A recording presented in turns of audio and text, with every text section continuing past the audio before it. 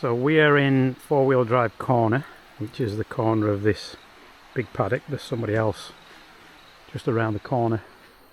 That's the track in, and more about the track a little bit later in the video, because she's a doozy. And this track is down towards Lovers Lane. So this is the access across the creek to Lovers Lane. A little bit off camber at the start, but not too bad really, and there's no depth of water there. Looks to be pretty compact, and then you've just got an incline at the other side. And then all that area there and down that way.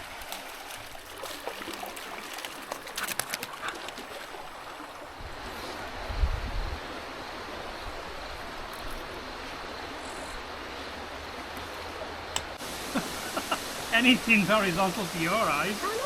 There you go. Oh. Look at that game. You're walking out? Yep. Really? Yep. Track that bad? Yep. Yeah, track that bad. Yeah, it was a good one. Get to smile. So we're just talking about the track in. Anita's not a massive four-wheel. Well, in fact, she's not even a four-wheel driver. No. So you don't particularly like it, do you? No. You get very nervous. So yep. the track in, yeah, it's a tough one. Pulling a Tarome X13, yeah, it's certainly challenging. The owner of the property did say, he asked us about weights when we got here. 2.7 on the van, 3.2 on the car, and he said, oh, plenty of weight, plenty of ponies. He said you should be all right. Hopefully we've captured some footage and we can show you that. It may be shaky. Yeah, and there's a descent around a 90-degree left-hand bend. That's sketchy. And this is the tree that he mentions in the description for the property, and this is why he doesn't allow over 17-foot vans to four-wheel drive corner. I went super wide, thought I'd gone wide enough. Could have probably gone a little bit more, couldn't we? Only just missed it. But only just missed the tree with the awning. The good old country mile. Yeah. I think your fire's going to go out. No, it's not. That's doing all right. Okay. There's plenty of wind. It's just going to get going before the rain comes in. Yeah. Anyway, we'll show you that. We'll pop some drone footage up of the campsite. I have to say that the guy is really good yeah. with his explanations, telling you before you get to the point what you have to do next.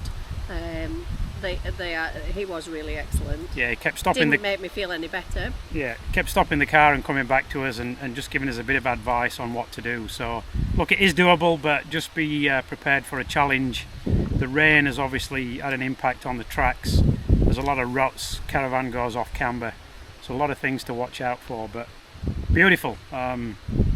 Creek has always got water in it. There's some deeper holes, there's some shallower spots. Dog's already been in, he loves it. So yeah, we'll see what tomorrow brings. Cook up a feast tonight and nachos tonight. Yes. Beef brisket nachos. Yep. So yeah, we might show you a bit of that cooking a little bit later.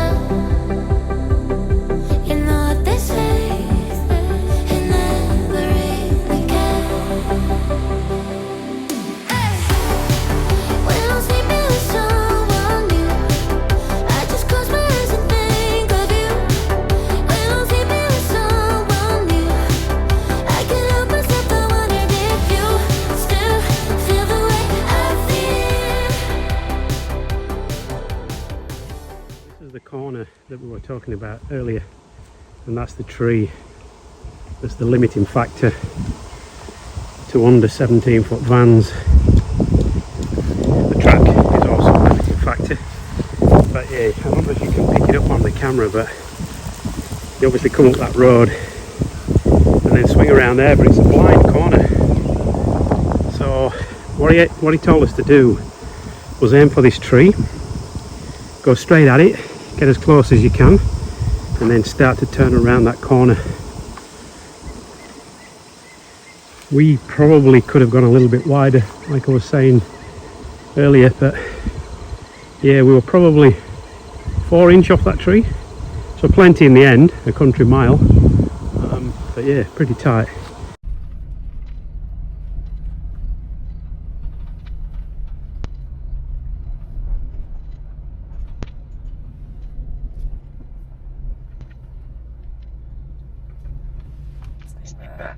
Mm-hmm.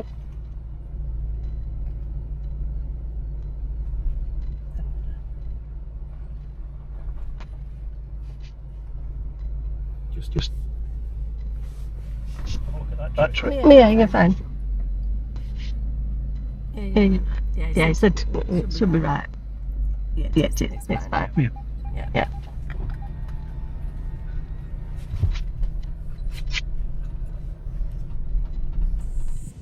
So this will be the ultimate limiting factor to you getting to the back of these camps, is this hill.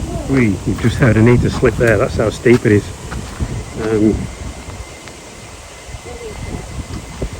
But yeah, I'll walk down here a bit and show you what I'm talking about.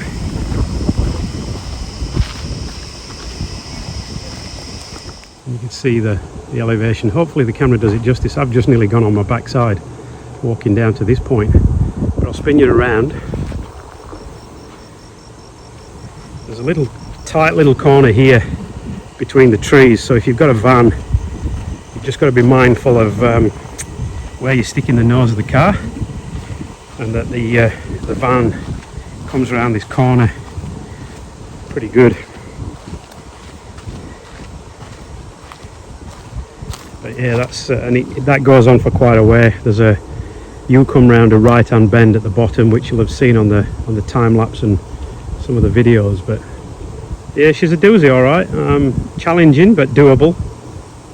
But yeah, I would imagine you'd have to have at least some experience of off-roading to make it up. But your call. I'm just showing you what challenges lie ahead, and then you can make up your own mind whether this is a Hipcamp for you. But it's absolutely spectacular.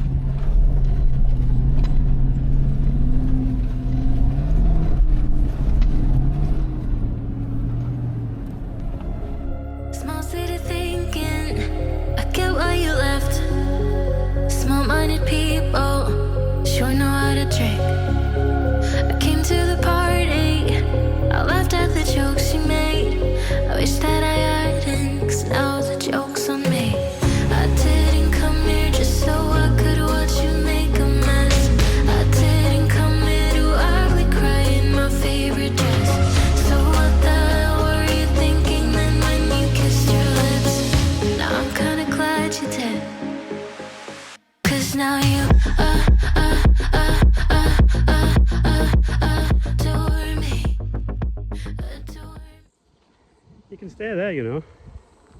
We'll walk around you.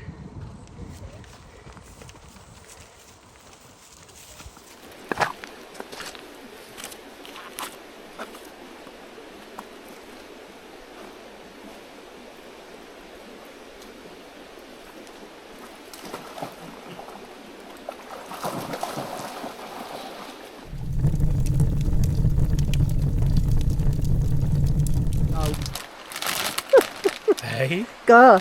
go. And action. Alright. Alright, beef brisket nachos. So I've lined the camp oven with some baking paper, and that stops it sticking obviously, and just a little bit easier to pull out. And then on the pan here we've got the beef brisket, which was prepared, well, the brisket was smoked last weekend.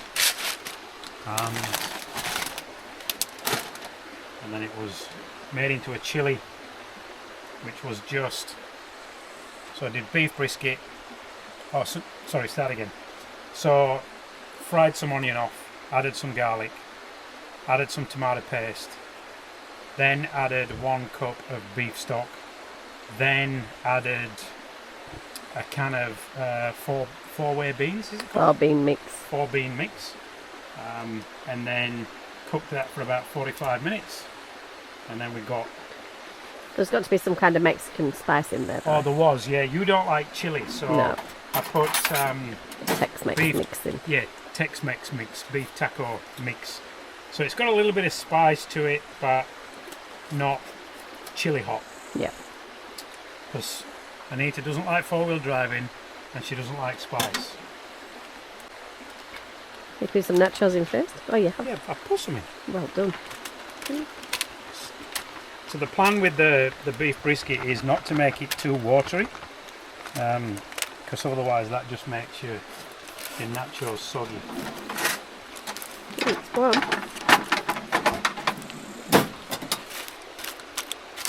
Perfect. Just give that a bit of a spread around.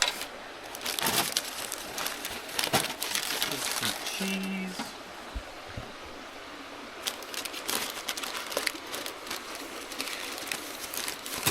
And this is just pizza blend cheese. Not too much. Because Anita tells me it melts better because it's got mozzarella and cheddar in it. And parmesan. And parmesan.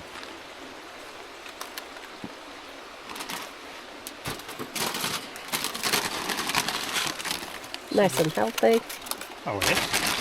Oh, what part of camping is healthy though? Mm-hmm. No, you're right. We come away, we sit round a fire, we breathe in all that smoke, we drink copious amounts of alcohol. You do. Yeah, correct. And we eat shit all weekend. Okay. That's enough. And then Monday to Friday is all about dieting, right? So, who wants to come camping and be healthy? Clearly not you. Ooh.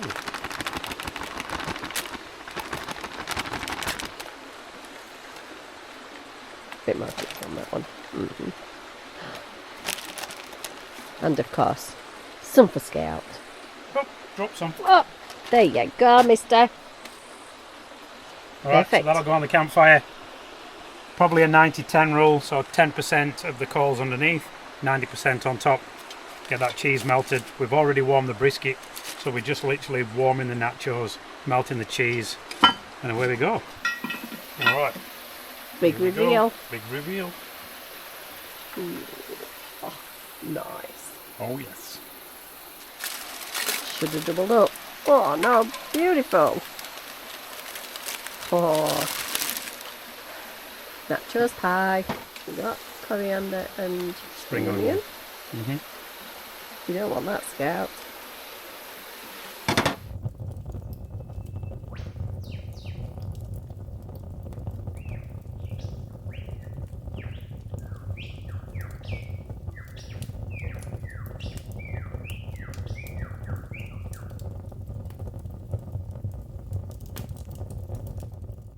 Cooked chicken.